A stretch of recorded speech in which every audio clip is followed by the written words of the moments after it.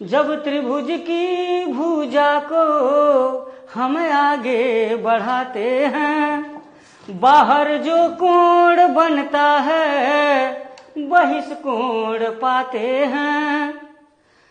इसके मान के लिए पड़ोसी छोड़ देते हैं। ये इसका पड़ोसी कोण है और इसके दूर वाले हैं। इसके मान के लिए पड़ोसी छोड़ देते हैं। जो कोण दूर होते हैं उन्हें हम जोड़ देते हैं।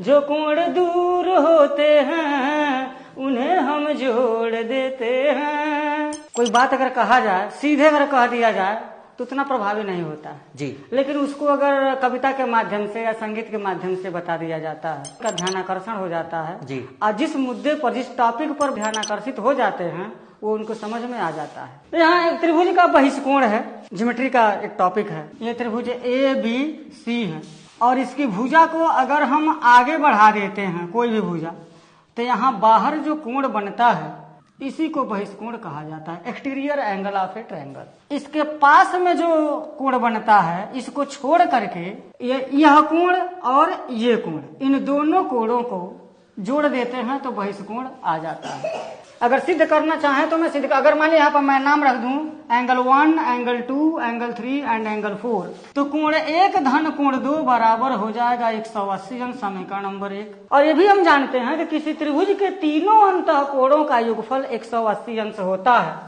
तो यहाँ यानी कि कोण 2 धन कोण 3 धन कोण 4 ये भी 180 अंश के बराबर हो जाएगा। इन दोनों समीकरणों का राइट हैंड साइड अगर बराबर है तो इसका लेफ्ट हैंड साइड भी बराबर ही हो जाएगा।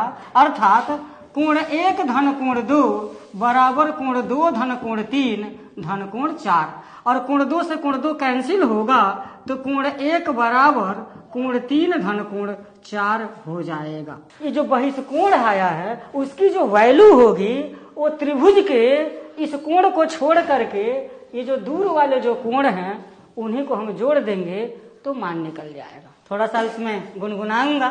जब त्रिभुज की भुजा को हम आगे बढ़ाते हैं, बाहर जो कोण बनता है बहिष्कोण कहते हैं। इसके मान के लिए पड़ोसी छोड़ देते हैं। जो कोण दूर होते हैं उन्हें हम जोड़ देते हैं। चलेगा, बहुत बढ़िया है कि आप गाने के साथ साथ पढ़ाते भी हैं इसमें। जैसे इस तरीके से समझ जाते हैं इसको।